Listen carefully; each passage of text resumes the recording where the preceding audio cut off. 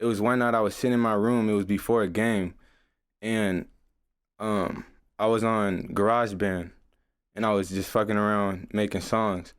But I was sitting in my head like, nigga, I need to be watching film right now. Like, what the fuck am I doing? And I was sitting there like, why am I not watching film right now? I got a game tomorrow. Like, and I was like, bro, I like this shit more. Like, this is what I want to do.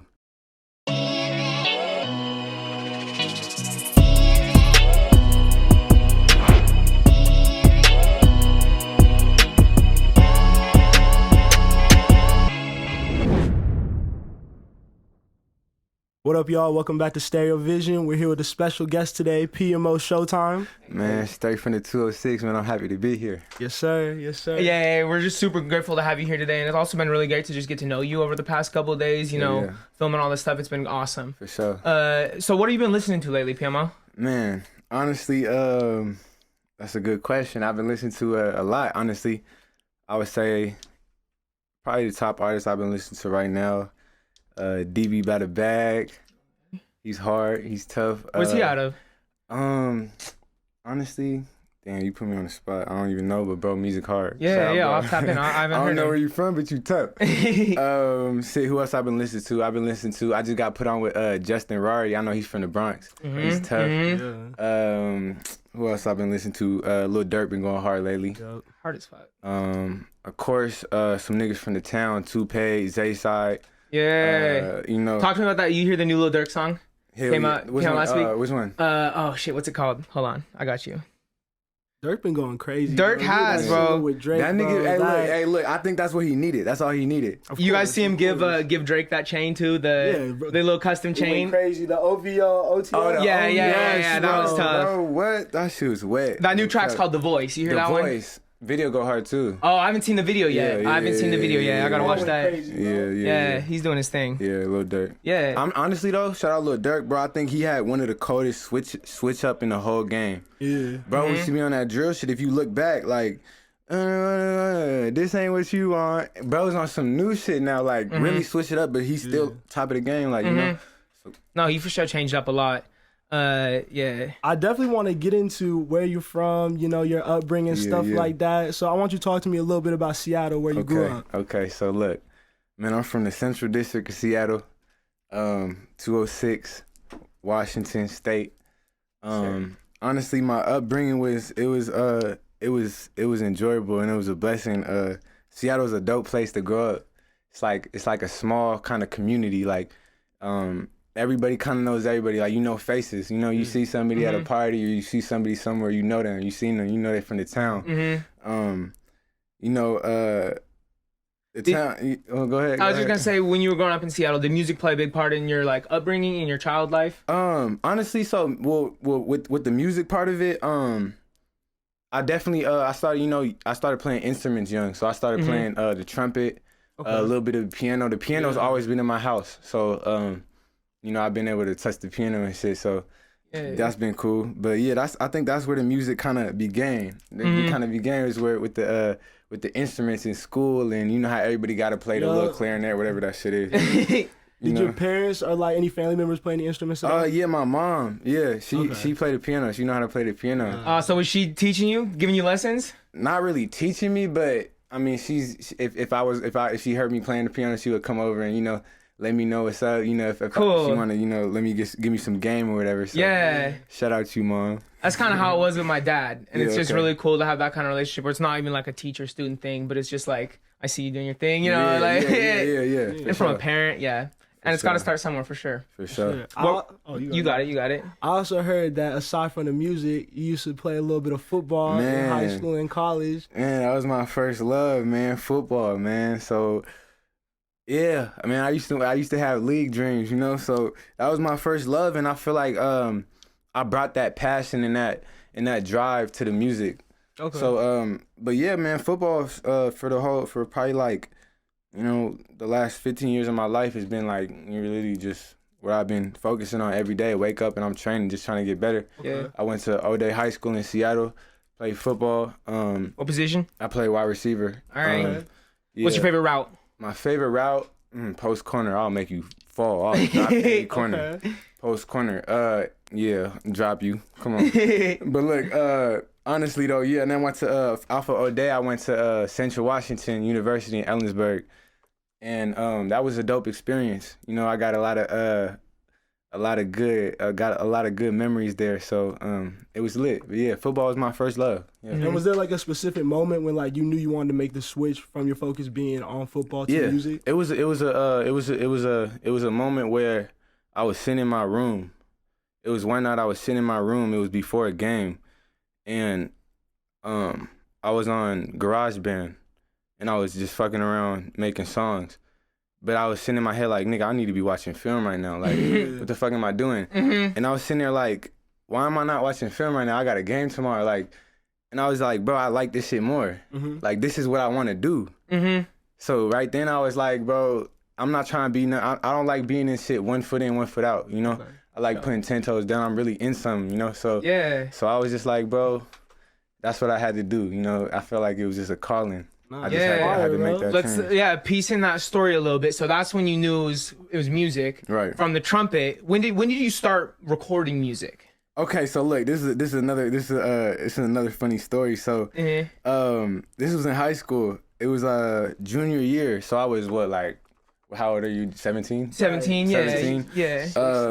So I was a junior year, and you know, I went to an all-boys Catholic school in Seattle. Yeah. So, you know, we be fucking around in the locker room just goofing off, like, you know, rapping, freestyling, all that shit. And we, you know, we used to do that shit before the games, at practice, all the shit. So we would do that. But these two, I forget who they were. I would shout you out, but I forget who y'all were. But y'all made a song, and y'all made a song on some bullshit, and the whole school was like laughing at it. And I was like, yo, that's funny. And me and my niggas was like, I think it was me, my nigga Doug Russell, shout out Doug, my nigga Xavier Smith, and Michael Carter. We was like, yo, we could do that shit too. Like, let's fuck around and like low key like make a diss track or something. Like on some funny shit though. Like we all brothers and shit. So we just we hopped on the laptop, somebody's Mac. We hopped on GarageBand. We ain't have nothing but the fucking iPhone headphones with the microphone on there. And we hopped on the Coco. You know the Coco beat? Who made the Coco? You know the song I'm in Love? Oh yeah. It's OT Genesis. Yeah. So we hopped on that song and made my first song ever. It was called Yikes. On SoundCloud. We dropped that shit on SoundCloud. And the thing about it was all fun and games, but when I heard my shit, I was like, hold on, everybody was like, yo, you kind of snapped. I sound good on that. But I was just like, yo, that was nothing. Like, I was dead ass. Like, I was just like, yo, that shit was like, that was just some bullshit. Some Apple headphones. It was natural. It was natural. So now I was like, yo, like, what if this is fun? That's really what it was. I ain't think about what could this shit be. Like, could I make it? I was like, yo, this shit's lit. Like, we just, like, you know, spin bars. So then after that, we just kept making songs, and then it just turned into like a hobby, and then it turned into like a passion, and now it's you know, and now it's what it is. So. Yeah, and that's really different because what I've seen with a lot of like newer age artists too is you see how easy it is to blow up, whether it's on Instagram, TikTok, all those other platforms. Right. But like that genuinely fostered like love for music, that's really hard to find. And, like, you can hear it when you rap, you sing, whatever. Like you could feel the genuine emotion coming through, and you could tell from your upbringing. You know what I mean? Appreciate that. Totally. What was the first song that kind of went up for you? That's crazy. I was just talking about this with my bro today. So I was making songs and just dropping them on SoundCloud for a while. And I had this one song. It's called You and I. It's on some like, I don't even know what style you would call that shit, but it's on some more like melodic, you know, singing kind of some shit, some smooth shit.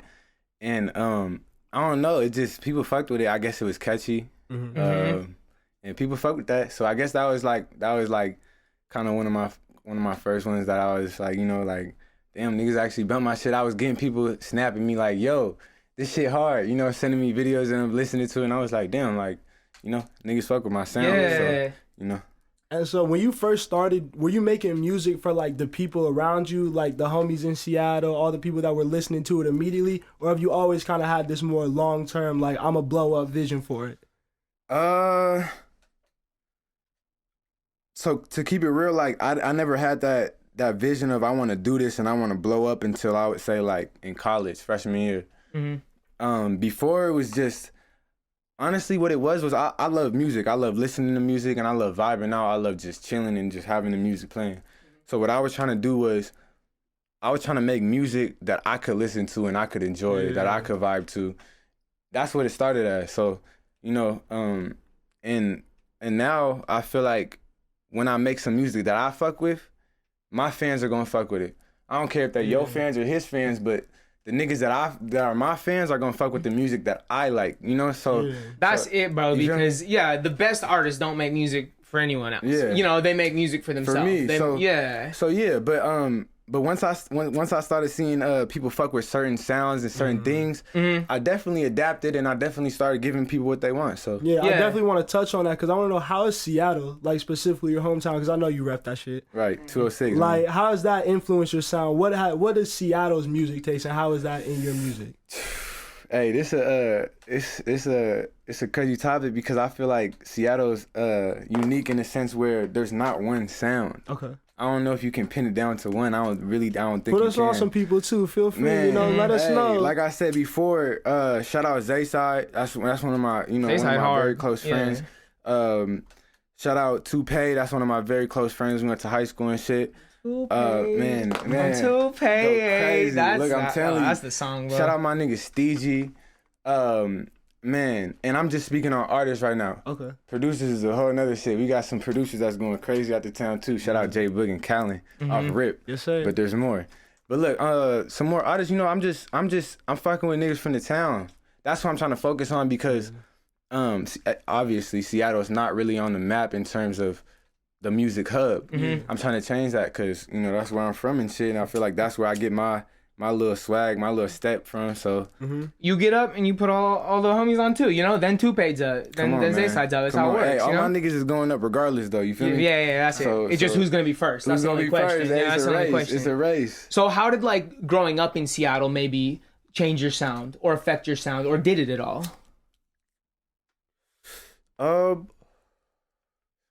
The only thing that I would say about growing up in Seattle that affected my sound was what I talk about. Okay. I seen a lot of like a lot of violence, a lot of gun violence, a lot of envy, a lot of fake love, a lot of competition, a lot of fake smiles and fake, I seen a lot of that growing up in Seattle because it's so small and such a community and everybody. It's kind of like, it's kind of hard to explain if you didn't really come from there, but I feel like that's where I get my inspiration. Yeah, I get my inspiration from what I saw and what I did and what I've been through and what I experienced growing up in Seattle. So totally, I think it helped a lot. Yeah. So while we're talking about your sound, how would you describe your sound? How would you like pitch yourself? If someone asks what kind of music is PMO Showtime make? The simplest answer I can give you is I make vibes. I make some smooth player shit. Shout out the new track. Vibes. Video about to drop soon. Stay tapped in. But I would say I smooth talk on the track. I just I flow. My cadence is a little different. My rhyme schemes are a little different. It's a little off. Maybe at first it will catch you off guard. Yeah. But once you get my rhythm, you're gonna be like, oh, this nigga's on some different shit. Shit's player, yeah. I kind of feel like that's how my shit is, but I leave that up to y'all. I leave that up to my listeners, my fans, and I leave that up to them. So. Touching on that a little bit more too, who are some of your biggest musical inspirations? It could be like who's making music now or like just throughout history. First off the rip, I feel like the first person that made me want to really start rapping, because when I first started rapping, honestly, bro, I was spitting bars. I wasn't melodic. I wasn't flowing. I was just spitting bars. I was, like on some shit, lyrical. So I think I got that from Meek. Okay. Meek growing up, Meek, that's number one on my list. All the way in Philly too, from Seattle? We could argue. Crazy. We could argue, but Meek's the GOAT. Yeesh. That's not mad at it. I'm hey, favorite Meek song. Big Dreams. Okay. I think that resonated a lot to me because, small city, big dreams. I've been waiting on this day since I was 16. Like, you know, mama trying to see me on the big screen. Like, I really, that shit resonates with me because it's like, you know, ever since I've been a youngin', I remember just thinking like, I know I'm gonna do something. I don't know what it is. At first, I told you it was gonna be football and all this shit. I was like, you know, I don't care. I'm making it to the league. Whatever I gotta do, I'm doing it. You know, I'll die before I don't make it. And that's just my mentality and everything. So it's I'll die before I don't make it. I know you was playing Meek pregame too. Come on, man. All the time. All the time. The whole dreams and nightmares state. The whole dreams and nightmares state. Dreams and nightmares. I'm a boss. Come on. Everything. Yeah, so while we're talking about other artists, like if you could collaborate with any artist, dead or alive, who would it be? I would want to collab with Meek just because he's my favorite favorite artist all time. But other than that, I think I would really sound dope with a collab for real. Okay. Similar styles. Yeah, that for sure. I think we would just make a hit. And it's not like he's a crazy big artist yet. And I say yet because I think he has potential to be a one of the best artists out. So, and just because we have the similar sound, I think we would make a banger. And you know how accessible that is too, being out here in LA now. You know that's something that could be, you know, your way. You know, if some of y'all watching this too late, I might have a song with bro. So y'all type it. Also, do you think you could kind of walk us through your creative process, or like how you make a song? Right. Yeah. So that's kind of changed throughout my my musical journey or whatever you want to call that shit. At first, I used to write all my rhymes. I used to just write shit in my notes. I never, ever, since the first time I ever wrote a rap, wrote something on paper. I don't know. Nigga, a lot of people write on paper and they say it helps them, but I've just never really gotten into that. I just write it in my notes. That's how I used to do it. That's when I was really rapping. When I started doing this melodic shit, I couldn't do that because I couldn't remember the melodies if I wrote it down in the shit. So I was like, let me just punch in a bar, stop the recording, listen to it, think about my next bar, think about my next note, my next melody, whatever, and then just do it. And that's how I write. So I write, but it's a recording instead of on paper. Like 2 in 1. Yeah. And it's cool because the first time you say an idea is the best time you're gonna say it. And artists know what I'm talking about. It's hella hard to re-record some shit. It's hella hard to recite some shit. The first time you think of it is gonna be the most authentic time you say it. That's how my goat Lil Wayne does it. You know what I mean? Don't write down nothing. So I feel like you be overthinking things. You know, people be overthinking shit. Fucks up the delivery. It's hard to get back in that zone when you was writing it. Yeah. Say you wrote something and 6 months later you want to go record it. What if you wasn't feeling that way no more? What if you was on a hold it? What if that problem you was talking about got solved? Yeah. You're not gonna want to talk about that shit no more. So it's like I feel like you got to just do it in the moment. Yeah. But what fucks me up is like I be forgetting my shit because I don't even be knowing what I say. I just say some shit, next bar. Say some shit, next bar. Say some shit. So when the whole shit done, I don't even know the lyrics. I gotta learn the song like somebody else wrote this shit, you know? That's funny. But all right. So talking about the songwriting process, take me a step back and talk to me about like where you're getting your instrumental from. Like, do you have a team of producers that you can rely on for like beat kits? Okay, so with the beats and shit. So I first started out, you know, I think like every young artist starts out with YouTube beats. I used to search up a type of beat that I would want. Yeah. You know, them tight beats, whatever them niggas call them shits. And you know you made it if you got a tight beat. Yeah. So I'm gonna know I'm making when I get a tight beat. But I'm gonna go make you one. Put it back. But nah, so like honestly, like the first type beats I was looking at, it was this nigga. He was on YouTube. His name was Callan, and it kept popping up, and I kept fucking with his beats.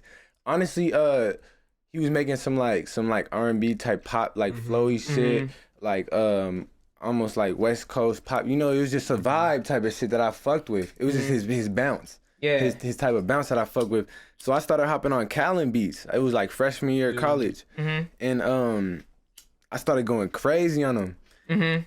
And now Callan is one of my close friends. He's one of my homies. He's one of my bros. We be linking up almost every day working. He be sending me beats. Shout out Callan. Shout out Callan. Yeah. And we got playing the keys. Yeah. We got a little project coming. You know. Oh yeah. Crazy ass songs. When can we expect that? I'm not going to even put a date on it. It's coming soon, though. I would say soon. Mm-hmm. I would say soon, very soon. Kind of speaking on that, what's like the next big career goal you think for yourself? My next big career goal? That's a good question. Like, if you could accomplish anything next up, like, what do you want to do next? What's how you know you made it next? I would say, a kind of general one would be hitting 1 million views on like a video or some shit. Mm-hmm. I think when you hit 1 mil on a song or a video, when you hit an M on anything, it's kind of significant. Solidifying. Sure. Because it's 1 million. Mm-hmm. It's not 100,000. That's the best looking number. It's not. It's an M. I need an M. Mm-hmm. I don't know I make it when I got an M in my bank account. Not M in assets, not M in net worth. Mm-hmm. No, nigga, I need an M in my bank account. I need to be able to write $1 million check. Yes, sir. I know I made it when I did that. And money don't mean made it, but that's just one of my goals. So, you know, yeah. So let's go more long term. What's like a career goal you're really excited to accomplish? Not even in the short term future. Damn, it's crazy. This quarantine shit's coming up and it's fucking shit up because I wanted to do shows. One of my biggest goals was in 2018. I went to Rolling Loud. 2018 Miami. Miami. Oh, that's the best Rolling Loud. That's the best Rolling Loud. I seen all of my favorite artists. Who'd you see out there? I seen everybody from Playboy Cardi. I seen Meek. You talking about Meek earlier. Man, I seen Meek. I seen Chris Brown. Okay. Mm-hmm. Yo, everybody popped out like it was crazy. Like it was lit. And the thing about it was that after that, when I got back, I went back to school in Ellensburg. You know, I went back to my little dorm and shit. I was like, damn, nigga, fuck, it's so depressing here. I was like, you know what, bro? I told myself, I said, nigga, next time I go to Rolling Loud, bro, nigga, I'm not finna be in the crowd. Mm-hmm. That's what's up. Speak on it. You feel me? Like, I told myself, like, deadass, like, I'm on the stage. So, you know, if it wasn't for this quarantine shit, I'll be on the stage. Rolling Loud soon, coming soon. But speaking on my goals from now, like, this quarantine shit, I'm focused on just getting hella music out, getting the project out, getting people a lot more people on tapped in and listen to my shit. So yeah. Is the next project gonna be the one that you're talking about with Callan, or have you been working on something else? I've been working on another little project that y'all can expect. You know, coming in the future. All right. Say the future. Yeah. But how long you been working on it? Not long. Yeah. You got some heat though. So I hit this. I already know. Yeah. I already know you got some heat. All right, so I got a little bit more personal question for me. I noticed the drip. I respect that. I want to know who are some of your like fashion style like inspirations, or like just how do you like really like get fitted, you know? Ooh, damn. Hey, look, this is a good. I got another little story for y'all. Look, all growing up from I would say like kindergarten to 3rd, 4th grade. I ain't have no drip. Nah, 5th grade. Who did though? Who had drip before like middle school? Niggas that parents made sure that their kids would. I don't care. My kids just finna be drip. My parents was just like, my kids finna go to school. Like fuck it. Yeah. Like I had what I needed. Put you in the collar shirt, the khaki shorts. You was good. Not even all that, but just like I ain't had no drip. I wore what I wanted, but what I wanted wasn't drip. I wore some. Look, I was on some football shit, so I was wearing motherfucking. Some Under Armour, nigga, I was wearing some. Yeah. I was about to go play some football. For sure. So look, my big sister Maya, look, man, she used to get on me. She was like, nigga, you don't know how to match. Why aren't you matching? I was like, matching? What the fuck is matching? Man, your shirt gotta match your shoes. Like you. So look, I was like, damn. I was like, yo, maybe let's just try it. Whole new world. Whole new world. But that shit started, and I was just like, yo, I started matching shit. And now I just know how to match it in a way where it's not like you forcing it to where like you just finessing the shit, you just look good. It's just drip. Mm-hmm. Favorite brand. It could be right now. It don't gotta be all time. Favorite brand, favorite kicks. I gotta ask those. My favorite kicks right now are Alexander McQueen's. Got them right here. Oh, yeah. These are my favorite kicks right now just because they just look, they everyday kicks. Okay. I'll rock these motherfuckers like Air Forces. Mm-hmm. Honestly, these are my favorite shoes of all time. Mm-hmm. Gotta have a pair. Classics. But I rock Alexander's like Air Forces because nigga, if you know, you know. It's not like, oh, you rocking designer kicks. Mm-hmm. If you know, you know. Like, you know Alexander. Mm-hmm. But my favorite brand right now, man, I fuck with so many different brands. It's so hard. I would say, honestly, I fuck with Trenches. I fuck with my nigga Brent. Hold on real quick. I gotta show y'all real quick. Yep. Okay, we in my house, so I'm gonna show y'all some shit. In the crib with it. Absolutely. My nigga's Brent right here. BISI, my nigga Nick. You know? Oh, yeah. My bro. That's a cool hoodie. That's a cool hoodie. So I fuck with my niggas brand. I respect that. Cause that's who I'm rooting for 24/7. Mm-hmm. Yeah. You feel me? Support your peoples. Yeah. You back in Seattle? Yeah, back in Seattle. You know my nigga Nick's out here living with me, so. That's Nick's brand? Mm-hmm. Oh, I didn't even know Nick made clothes. Yeah, Suave. Oh, I had no idea. He got his own brand called Suave 2. He finna drop some shit soon. Heat. Go cop. Don't be late. Yo, tap in. Don't be late. That's the homie, yeah. I didn't even know he made clothes, bro. That's crazy. And that's a real cool hoodie. I'm gonna need one of those. Also, Hams out of Seattle. My nigga Race Porter, my nigga Miles Gaskin going hard on Hams. So shout out them too. Yeah. Another question too. Speaking from a former athlete, you know, I used to play some sports. Who's your favorite athlete of all time? Ooh. My favorite athlete of all time. You can say LeBron if it's too much thinking. Nah, I ain't finna just go. I ain't finna give y'all niggas an easy answer. Look, my favorite athlete, that's so tough because there's so many fucking. That's tough. Give me like. Yeah. Hey, all right. Football. Okay, football. We can even make it at your position. We go wide receiver. Okay. We go wide receiver. I think honestly my favorite is Julio. Okay. Mm-hmm. Yeah. He's a beast. Shout out Falcons. Shout out Atlanta. Been good. Yeah. Who's your favorite hooper of all time? My favorite hooper is Paul Pierce. Whoa. Go Celtics. Man. Very hot take. Yeah. Paul Pierce. Absolutely. I don't know if we can get behind that one, but you know. Truth. I rock with Paul. You see what that man be talking about in the media? Some questionable things after retirement, but on the court, I fuck with Paul. So this is a crazy story. One of the craziest stories in my life, actually. Okay, I was younger. You know, what year was it when Paul they played the Lakers in the play? 2008. When they won or lost? When they won. 2008. I was 9 years old. My birthday's on January 1st, New Year's Day. So whatever year it is, I know I'm a year older than that. It was 2008. I was 9. Paul Pierce, he got hurt in like what game? Was it game 7? Game 6. Game 6. Got hurt, came back, started busting shit. Yeah. Look, from then on, he was my favorite player. Mm-hmm. I don't know how, he was just my favorite player. Whatever he did, I was on it. Mm-hmm.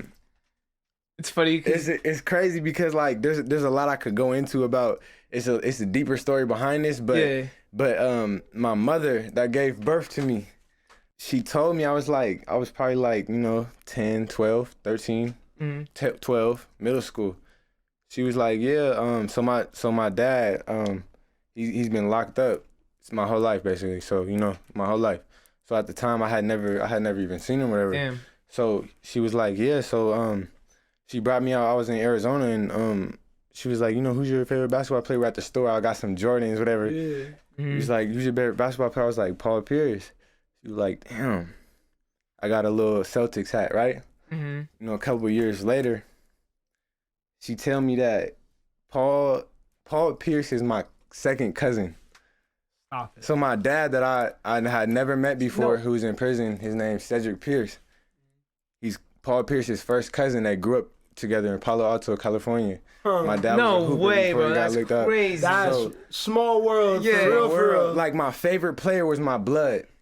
That I never you didn't met. Even know. I've never met him to this day. I've never met. If you watching this, Paul, tap in. Get out here, man. Let him know. Paul Pierce in the comments. I be repping. So if so it's crazy. That shit was just crazy.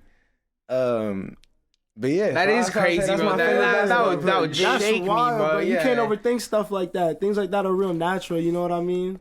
Like I feel like when you're a kid, you don't know why you like a certain song. You don't know why you like a certain player. It's just a feeling.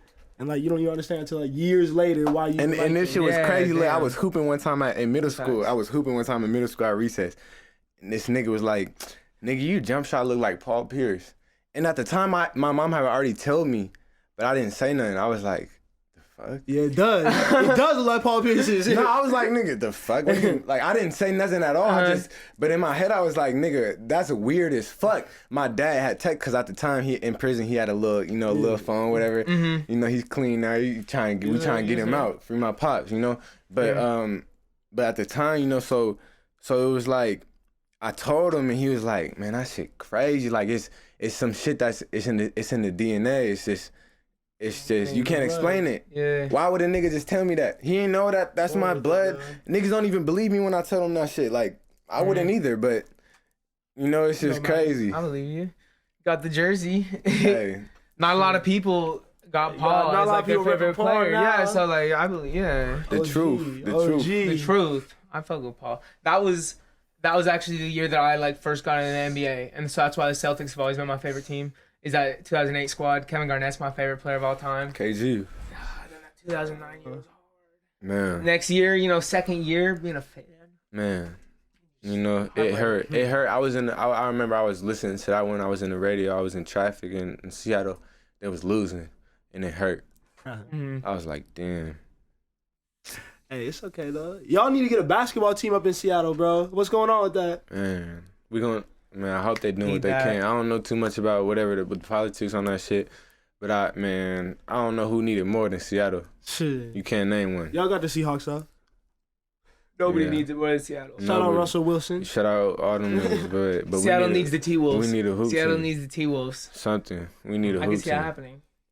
All right, man. So just one last thing to say to the peoples, man. What can they expect next from you, bro? Any last plugs you want to say to the people? Talk to them. Man, so y'all can expect, you know, I got a music video coming out soon, very soon. Vibes. I'm dropping a music video. Y'all can expect a lot of visuals from me. Y'all can expect some singles. And then if y'all want, you guys could maybe get a project or some shit like that. So some shit like that. I like some shit like that. Yeah, we need that. We're gonna need that, bro. Yeah, shit's too crazy. You played us more than singles worth of bangers. Man, you know what I'm saying? I got so much in the vault. It's crazy the way I've been working out right now. At this time that I recorded this interview, I only have 2 songs out on all platforms. 2 songs. Maintain, produced by Callan, and Through My Eyes, produced by Gums. Hey, 2 songs. And they both go crazy. Get on while you still can, y'all. He's 2 for 2. 2 saves. Get on while you can, because you don't want to be late. But I'm gonna tell you this: I got so much in my vault I could drop every day. It don't matter about the rate. Like, man, I'm excited to give y'all what y'all been waiting for and what y'all want to hear. So that's what I got on the way, man. Yes, sir. They're about to hear it. Shit's about to be fun. Yeah. Anything else you want any like listeners to know, bro? You want to say anything? Man, else? I just want y'all to know that there's so much fucking talent in Seattle, and I can't wait to have all my niggas and everybody in Seattle that's chasing a dream to reach their dream and to put on for their city, because that's where I was raised. I feel like that's the best city in the nation. So I can't wait to see all my niggas from Seattle on. Yeah. I can't wait to be one of the pioneers. Yeah. And you feel me? I can't wait to put on for my town. That's what I'm here for. So and my family. So yeah. Hey, thank you for rocking with us today, bro. Thank y'all for tuning in. Make sure to like, share, subscribe to the channel. Let your friends know about the video. We going up. And fuck with PMO Showtime. Fuck with PMO Showtime. PMO. Yeah, stream the shit. Playboy members only. Vibe soon. Yeah, we out, y'all. Yeah, peace. Thanks.